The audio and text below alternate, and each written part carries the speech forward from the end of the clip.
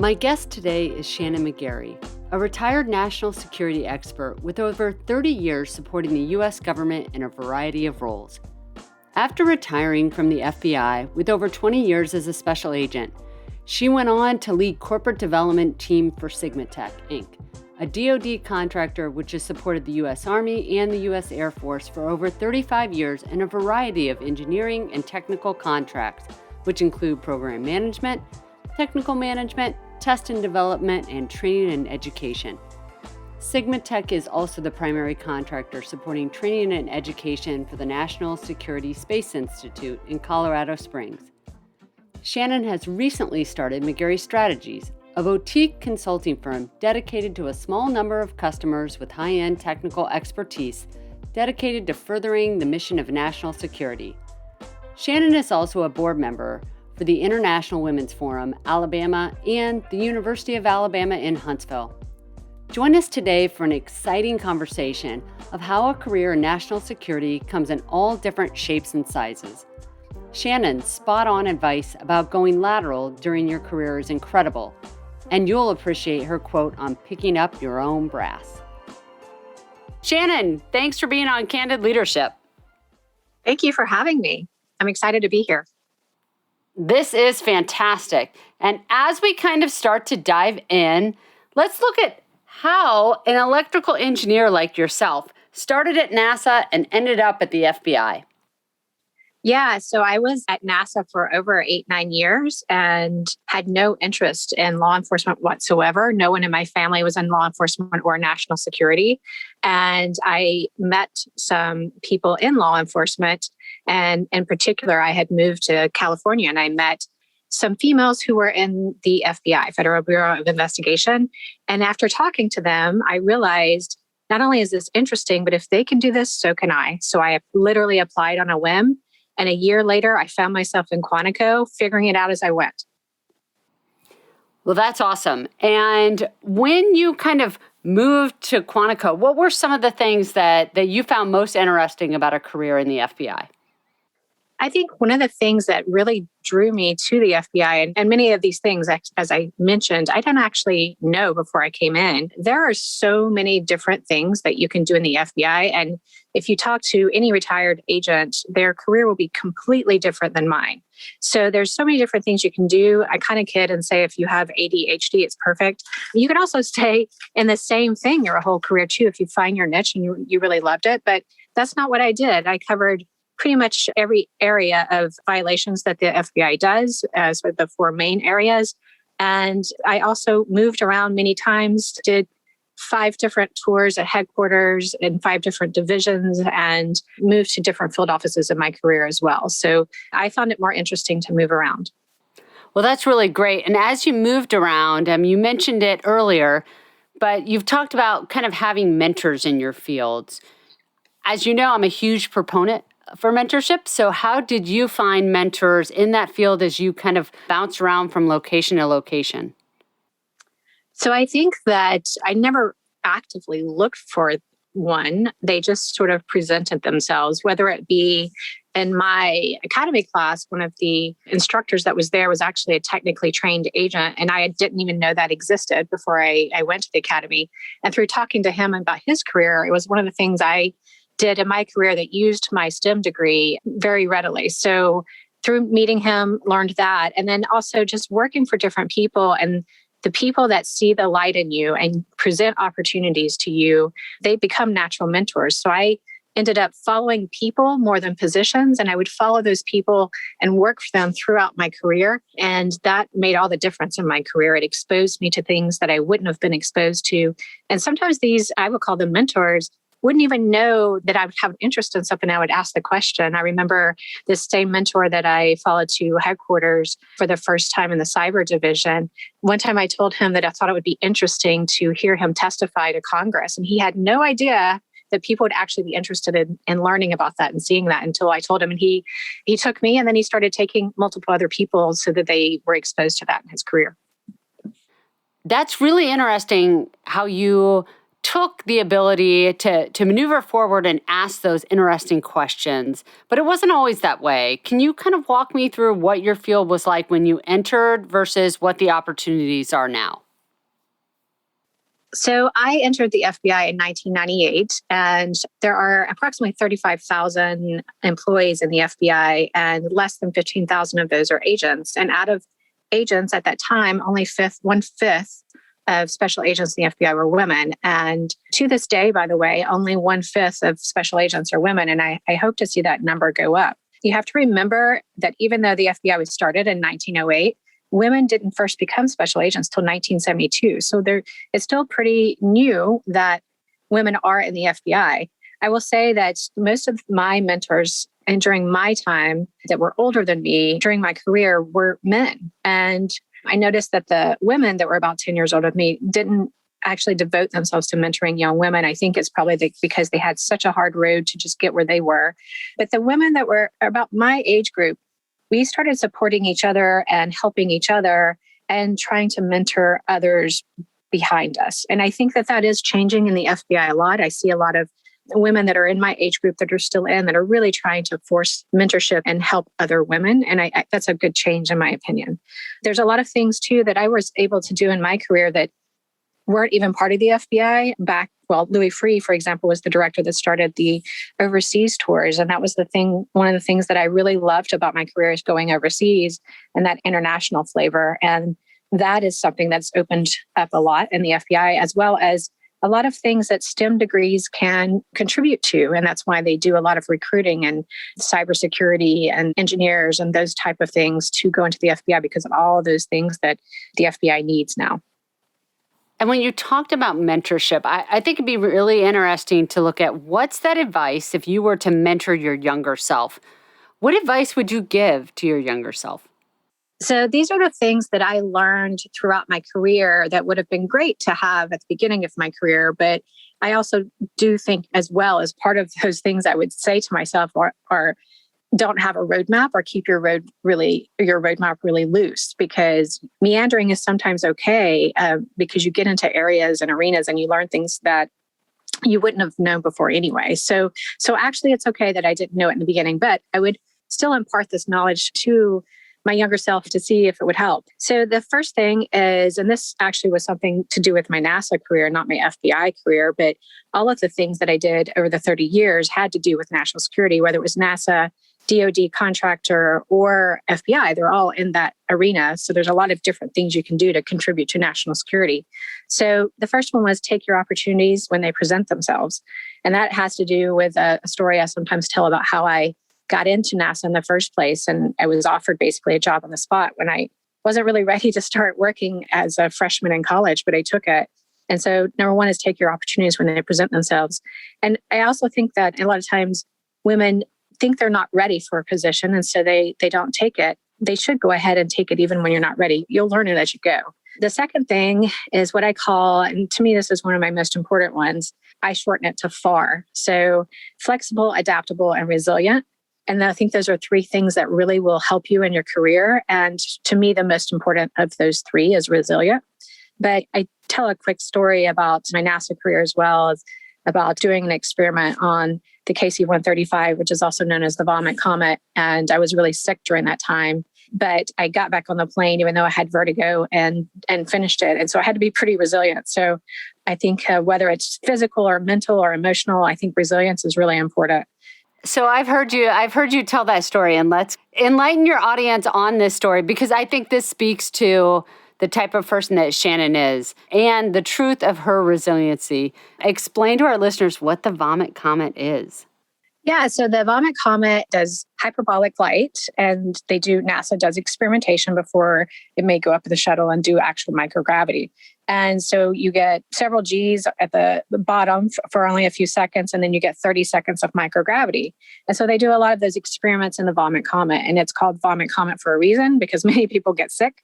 And it was one of the things I wanted to do before I left NASA. And so I finally got the opportunity, and I go, and my first couple of days, I was just so sick, one of the two sickest people on the plane. And I just wanted to complete it. And it turns out your body will adjust. It took me about a week And then I had a whole nother week where I wasn't as sick, but there was just no way I wasn't getting back on that plane. So there was the other person that was sick was a guy from MIT, and he didn't get back on the plane. I thought, there's no way. I'm never going to get to do this again. So just resilience. Yeah. Your body will adjust. That's awesome. That's very true in so many different aspects of like, take it when you can, go after it. And you've talked about that quite a bit. Keep giving yourself more advice. What else would you tell your younger self?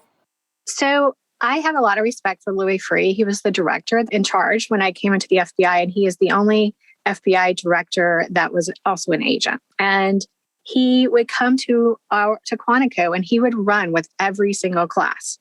And I just thought that really showed a lot, that he would show up.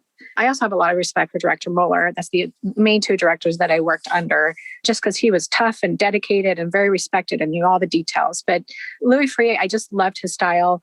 And one of the things that, you learn when you're a young agent by watching leadership, and there's many different quotes that have to do with the FBI internally.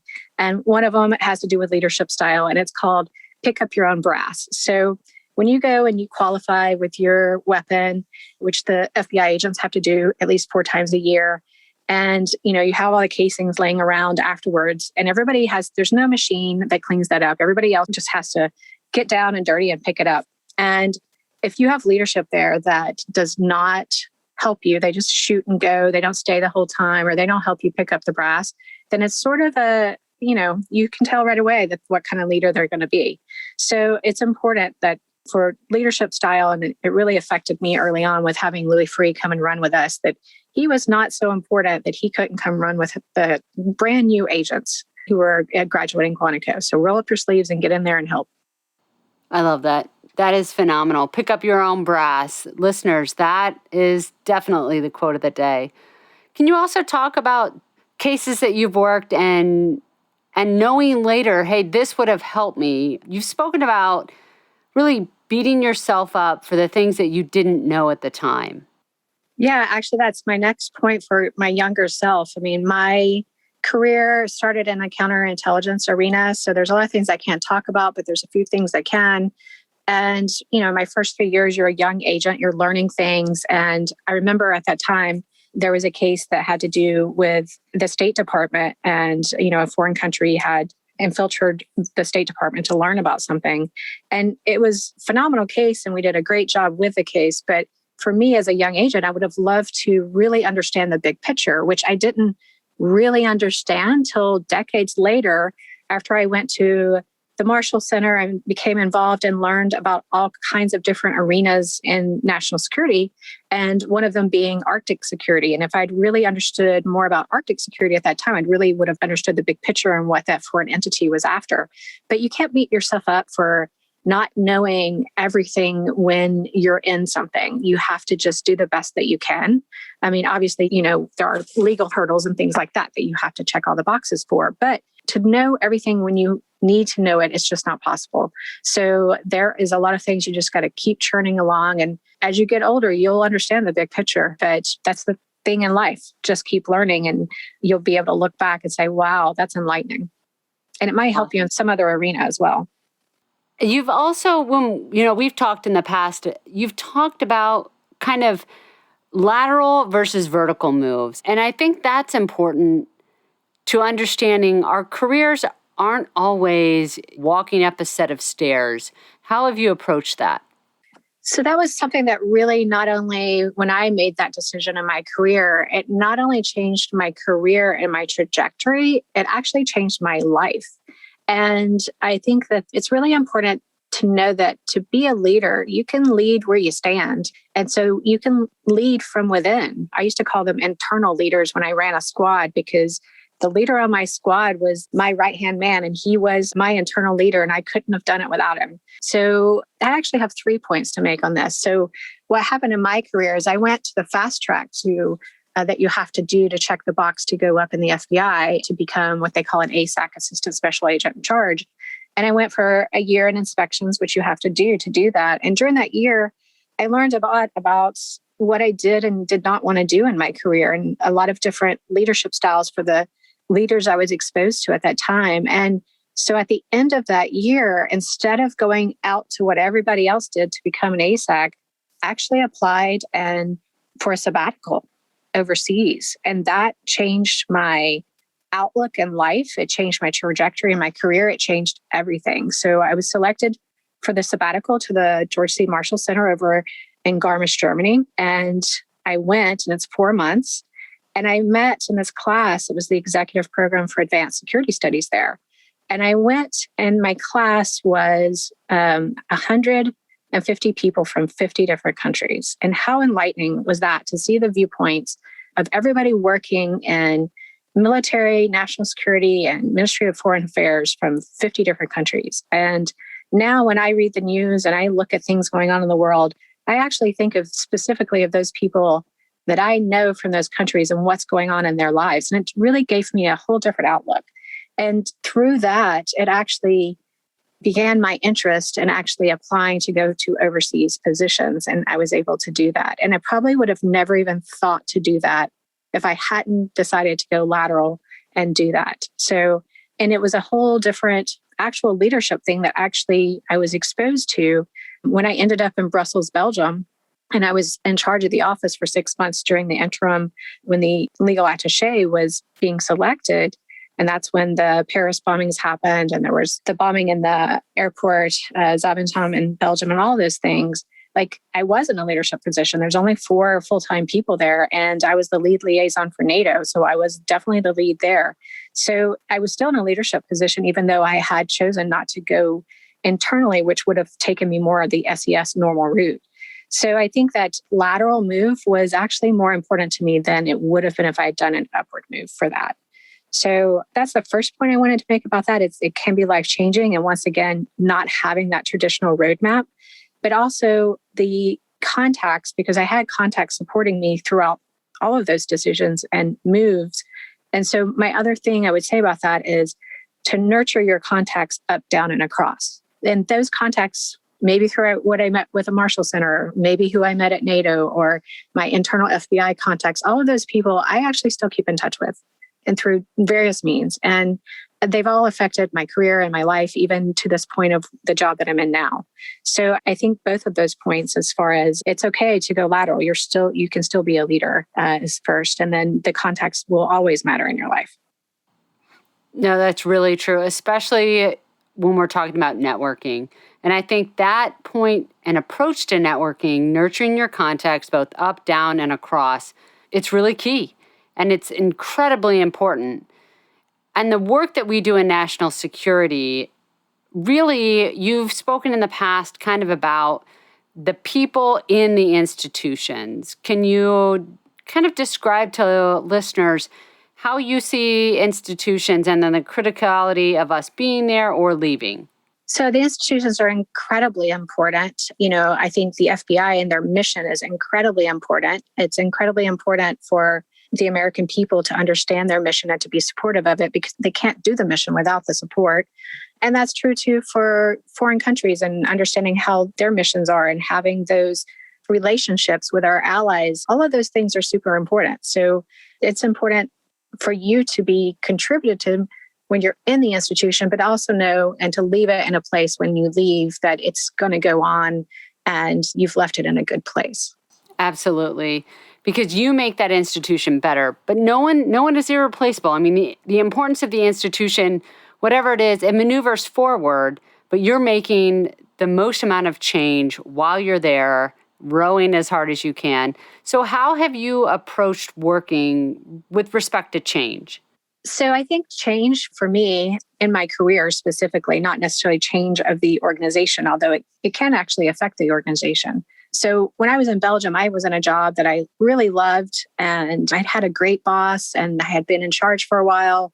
And then I got a particular boss we didn't necessarily jive. So, it wasn't the right person for me to work for. And I was recruited during that time that by someone who would become a mentor to me, who recruited me to come back to Huntsville, Alabama and take over as chief of staff for the headquarters to move here. And I thought, you know what? As much as I love this job and loving living overseas, it's time to go. And so change is okay. Conflict and failure is okay. And in this case, I won't say it was a failure for work necessarily. It's just a failure in interpersonal relations. And sometimes that happens. And so it's okay to have that conflict. You learn from it and you move on. And for me, even though I loved where I was, it was time for me to go and to support, once again, a person I really admired and had recruited me and saw a light in me that said, hey, this is the person I want to come and take charge of this. And completely different type of thing that most FBI agents do. It's in the FBI's facilities division, the finance and facilities division. So not a normal path, but it was the last thing I did in my career before I retired. And it was actually really enjoyable and satisfying. And not only that, it also helped me transition really well into the private sector. And I would not have predicted that when I took that job, but it did actually lead to me getting the job I have today, which is the Vice President of Corporate Development for a DoD contractor now. So, and that also is contributing to national security as well. You have to have the defense industrial base to do that. So I wouldn't have predicted that that change would have caused all of those positive things in my life, but it continues to do that. So I would say don't be afraid of change. And, any failure, whether it's an actual failure or just inability to come to a resolution, which can be a failure as well, that's okay. Just pick up chops and figure out the best way to approach it in a different way.